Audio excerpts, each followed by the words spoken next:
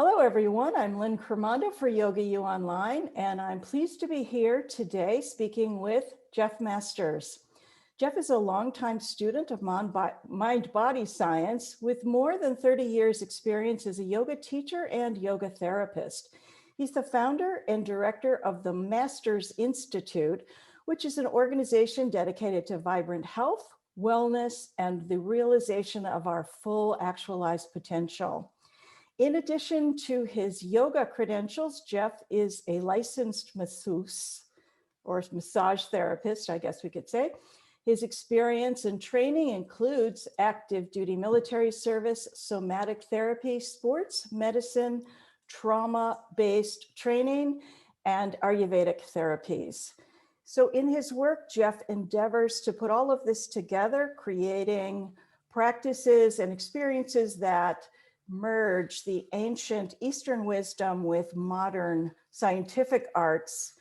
And that makes him very uniquely qualified to answer some of my questions that I have today, Jeff. So thank you for coming and welcome. Thank you. It's a pleasure to see you again. Pleasure to be with you. Thank you so much. Okay, so I want you to help me sort of crack this nut, because a lot, Okay. yeah, a lot of people come to yoga to relieve suffering of some kind. And I don't mean that I don't mean to be overly dramatic, because sometimes people's doctors send them to yoga, or they have, hip pain and they want you to help them with it. But a lot of people come to yoga because they're not happy about something in their lives. They're not getting good sleep. They're making bad dietary choices. They have an addictive issue. They're just unhappy with some aspect of their own way. I would say they're inhabiting their own lives. And we know that yoga has a lot of tools to deal with things like that. But what I want to ask you about, because I know you've studied this deeply, is how did those behaviors, those habits, how do they become so ingrained? Like, how do we understand the nature of what went into making those things? That is a fantastic question. Really quickly, before we dip our toe into those waters, I'd like to just go back and touch on the word you use, suffering. And that's kind of an ancient term that was associated with, like you said, kind of the maladies of life. So whether it was a physical injury or an emotional state of pain, or even just a cognitive overload, or something that was bothering our mind to the point that it was creating dissonance within, the ancients would associate that with suffering. It was kind of the overarching word for that experience. And so in our parlance, in the Western world, that's kind of a messy word when we talk about suffering, because it's that catch-all. And I always like to say, I teach my students, is one man's stress or one person's stress is another person's trauma. And so suffering can be, we kind of think that suffering has to be this heavy duty, intense experience, whereas it could be a very subtle experience that's long-term and has created this condition that we then are referred to or seek out the practice of yoga to address. And so how do these experiences become habits or well, the human organism is one of learning. We learn in order to survive. We embody the lessons and experiences of life so that we can continue onward in our journey of life and fulfilling our, whatever it is that we want to do in this life, what our quote unquote dharma is. And that might be just survival, or it might be all the way to self-realization. And so along that way, the experiences that we have tend to inform the way in which we view and ultimately react to and interact with the world around us. And that's what these impressions, these patterns become. And that's how they inform what become habituations in our life. And you can think of it from a scientific perspective, almost like creating a state of a set point state, or our normal state, and anything outside of that becomes something that has to be adjusted to or come back to. Homeostasis, in some ways. You can think of it like that too.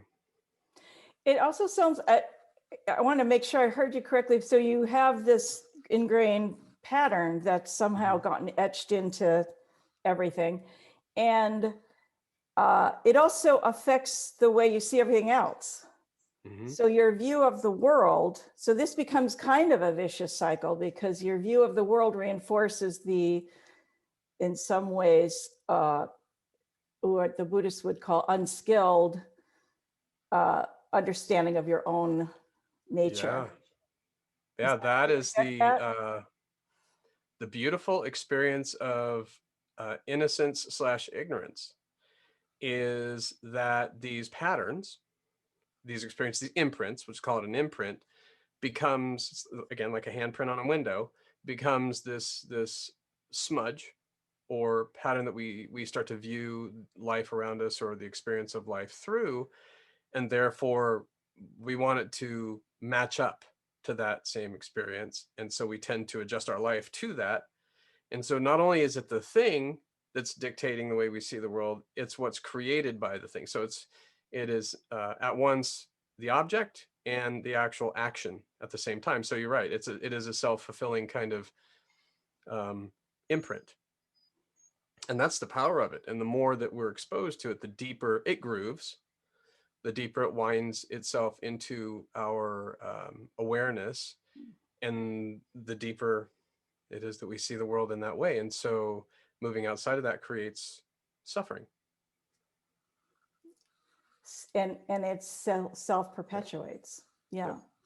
Okay, so there's a very common term in the fascial anatomy world, which is the issues are in your tissues. And I saw something very similar on your website, which really embodied that. That said, the story of your life is written into your tissue. So in fact, there's a sort of a physical, psycho-emotional, physiological aspect to these patterns. Am I correct in saying that?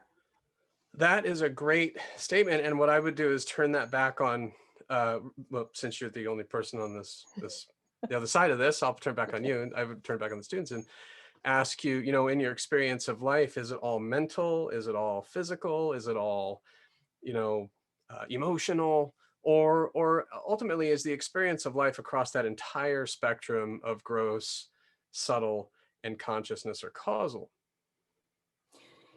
When you were talking earlier, I got a picture in my mind, and I've seen this happen a lot of times. I saw it recently in I was, as we all are wont to do these days, I was like kind of binge watching a show. The show is from Sweden, so yeah, I know.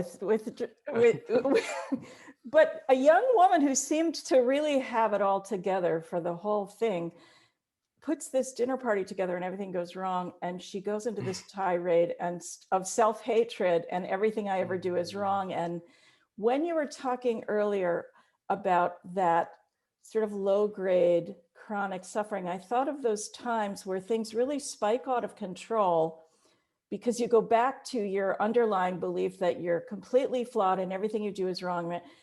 And then you go back, as things get better, everyone orders pizza, it gets better, and then you go back to seeming okay. But I think that really speaks to what you're saying here about this this circle of ingrained consciousness versus unconsciousness versus action versus contemplation. Yeah. So to answer your question, that experience of the young woman in the show, clearly there had been something, a nexus point at which that moment occurred where she's always failing or messing something up. And it was either over a long period of time that it occurred, so it became kind of woven deeply into her kind of self-awareness or belief in herself, or it was acute enough that it really imprinted itself deeply on her mental or emotional, we'll just say body, for instance. And what's interesting is about that, and everybody I'm pretty sure can relate to this. When we think something very powerfully, it resonates or reflects or echoes into our physiology, our body. If we're afraid of something because maybe we hear a bump in the night, or Mhm. something, our mind immediately creates this association with it, and that activates our body. Our endocrine system produces hormones, creates a stress response or a fear response, and so that echoes out into our physiology. And this occurs not just acutely, like in fear or stress response situations, but it occurs throughout our entire spectrum of mental, emotional, causal, or consciousness based experiences. So if it's over time, oh, I'm always messing this up, or maybe one thing goes right, but there's always this fear of the other shoe dropping and it going wrong. And whenever it does, which might not be 9 out of 10 times, maybe it's just 4 out of 10 times, but those 4 out of 10 times are deeply emotional, Mhm. deeply impactful, then it reinforces, there's that imprint again, it reinforces that self-perpetuated sense of failure or creating their own failure. And so that imprint becomes deeper and more powerful and more pronounced in the nervous system, in the endocrine system, in the the fascial system, Mhm. and actually gets woven into the body. And then over time, what you start to see is this axis of influence between what we're thinking and the impact it has on the body, but also the condition of the body and the impact on our consciousness or our thoughts. And this is really one of the things that I try and share with my students, is this axis of influence. And in the West here, we have just because of our society and Western science and medicine, the Cartesian method, right? The separation of mind and body. Mhm. It's not um, so self-evident that they're unique and united, or that they're united and one. And so yoga, obviously, as a an art and science, really reinforces the experience of the union of mind and body, and how the two can impact one another.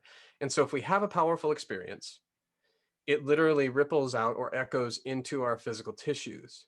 And the way in which that happens, it can be very subtle or shallow in the way that it impacts our physical tissues, or it can be very deep. And, again, Western science, we think, well, it's all in the mind. It's just our nervous system that's impacted by it. Mhm. However, that's not necessarily true. And my brothers and sisters in the somatic therapy and fascial therapy, you know, fields understand this, because they're working with those structures deeply, that are impacted by these imprints and impressions and get woven into or written into these systems. Am I right in saying the ancients also felt like said that, or believed, is maybe the best way to say it, that these imprints were also sometimes spanning across lifetimes, that in fact Yeah. Yes. uh, you might have shown up on the scene thinking, this new Yeah. baby's a blank slate, but this new baby's already got, and I have seen research about hereditary traits in genes, what they're doing now. So Yes. is that also an ancient? Well, on my the quote that you mentioned on the website that says the story of your life is written into the tissues of your body. Mhm. I alter that a little bit in classes to the students, and share with them the story of your lives are written into the tissues of your body. And from a kind of a yogic perspective, a lot of the texts, a lot of the shastras out there wrote about samskaras in a very kind of cognitive mental model way. And I understand that just from the perspective that in the yogic philosophy, the world is an emanation or a projection of the mind. So it makes sense that these impressions would be um, further projections, or have it their as their origin point, the mind. However, when we start looking at we'll just say anecdotal evidence, or direct experience of individuals who work or who've been in the practice of yoga or work in the somatic fields, Mm-hmm. we see that these experiences aren't just living in the neurocognitive space, they're literally living in the tissues of the body. And so when we look at that, and we look even at some of the scientific research that's spectacular now, this is 5,000-year-old science and philosophy that's being reinforced, or I won't say proven because it's already been proven, but that's being supported by modern scientific studies, where they'll take, for instance, a mice research, where they'll take one mouse, put it in a maze, shock it in a room, and then mate it, separate the parents from the pups, raise the pups outside of any kind of influence, and then put them in the same maze, and they'll avoid that room. They haven't been taught by the parents, they haven't been affected by the researchers, and yet there's something in their gross, subtle, or causal awareness that warns them from moving into that space. That would be an imprint, a pattern, a habituation that's been passed on from generation to generation. Or one could say, and this is the way that I teach it, in yoga, they're called vasanas, or very deeply grooved impressions that are passed on from one lifetime to the other. It takes approximately 7 lifetimes to become aware of and work through them, release them. Just it varies depending on what you're reading. So that would be a very clear kind of demonstration of a vasana being passed not just through one kind of, you want to call it soul stream, one life, right? But actually through the life of the genetic material into the next generation. Epigenetics really is what we're looking at there if we just go with straight science. And what the scientific research is showing us today is that there are many traits, many patterns and behaviors that are passed on epigenetically from parents to children, from one generation to the next generation, up to, Ayurveda, it says 7 generations back.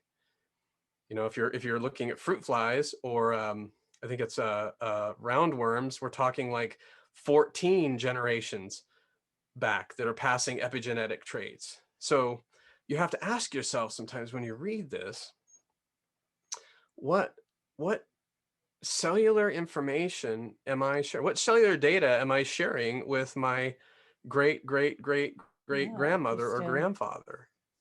And how is it presenting in my life today?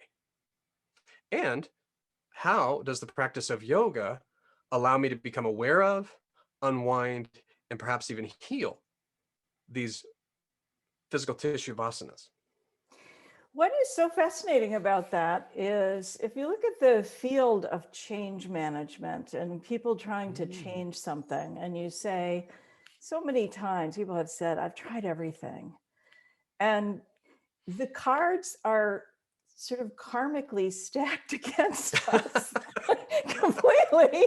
And we So they go, throw them up and say, why do I even try? Because I'm weak, or because I've watched too much TV last night, whatever.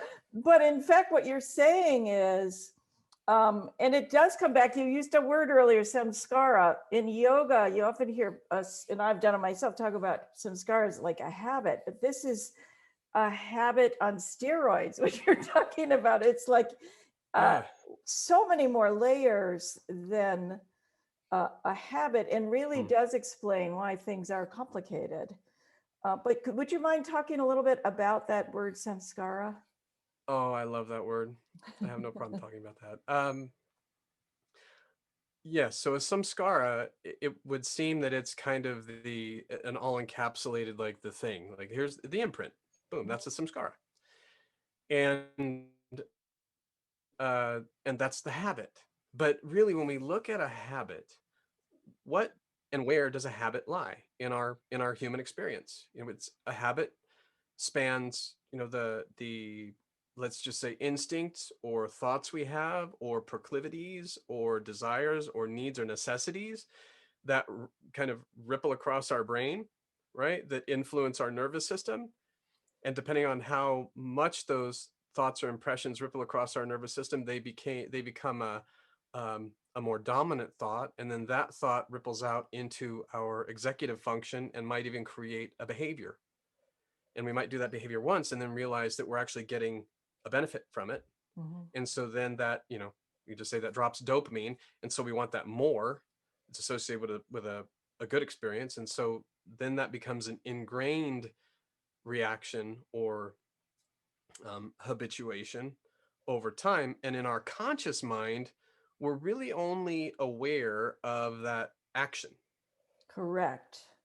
Right? However, underneath the conscious mind, so the subconscious, unconscious, and non-conscious spaces, all of those seeds, or maybe even fully mature um, impressions or samskaras, are running the show, are actually creating that impulse or creating that stimulation that then ripples up into those and subconscious spaces, which only when it's kind of fully realized and depolarized filters into the conscious mind.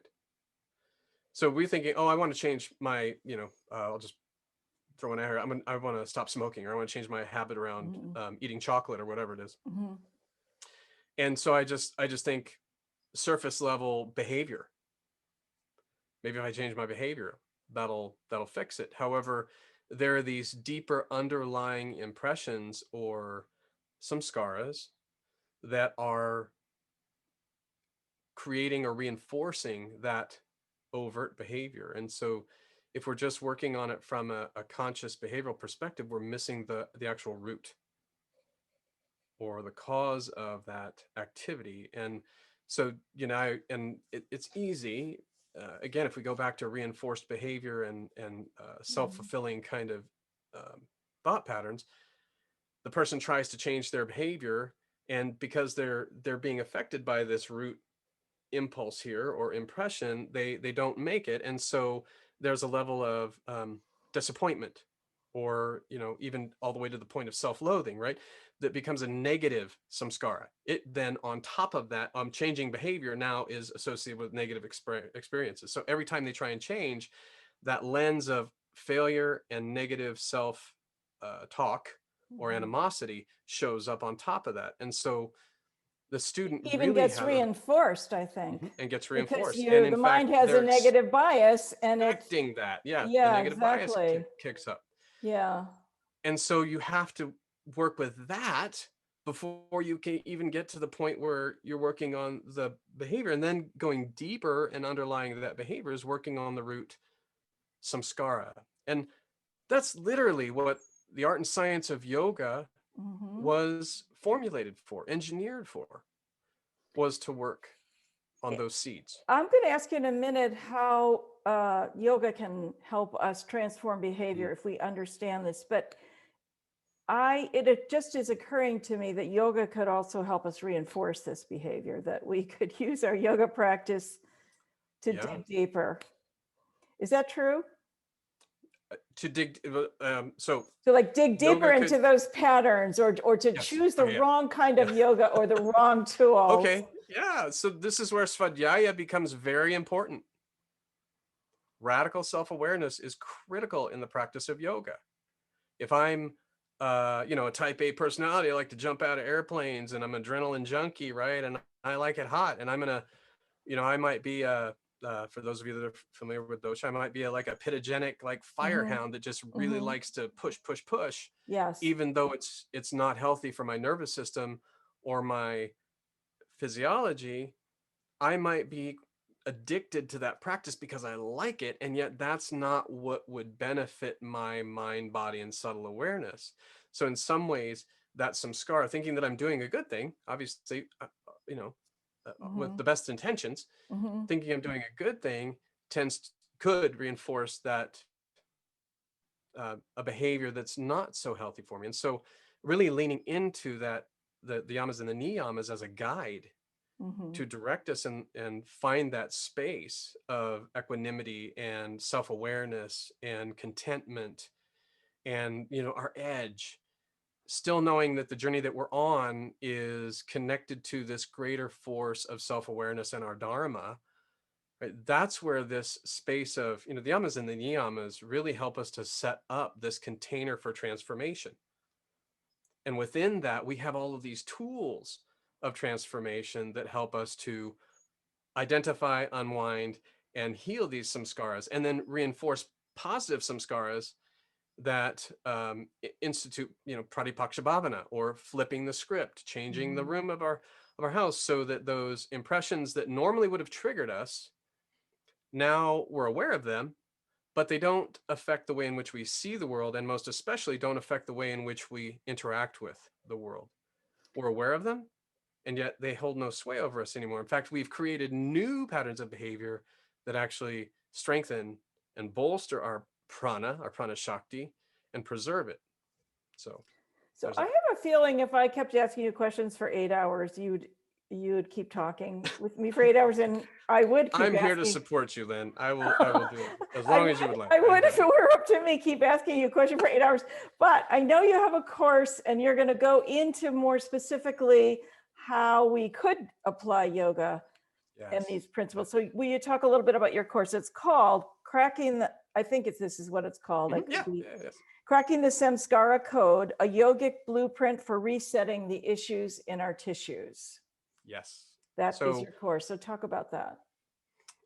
so this is a subject matter that I have been deeply researching and studying for at least the past, every time I look, it goes a little deeper, like 10, 15 years. It's been a passion point for me.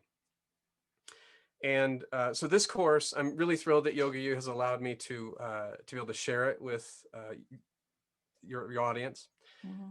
We're going to dive deep into not only the classical definition of samskara, what a samskara is, how it came to be, break that apart, but we're also going to talk about the classical and contemporary definitions and what they are. So we kind of, I touched on that a little bit, that classically samskaras were seen as mental impressions or mental projections.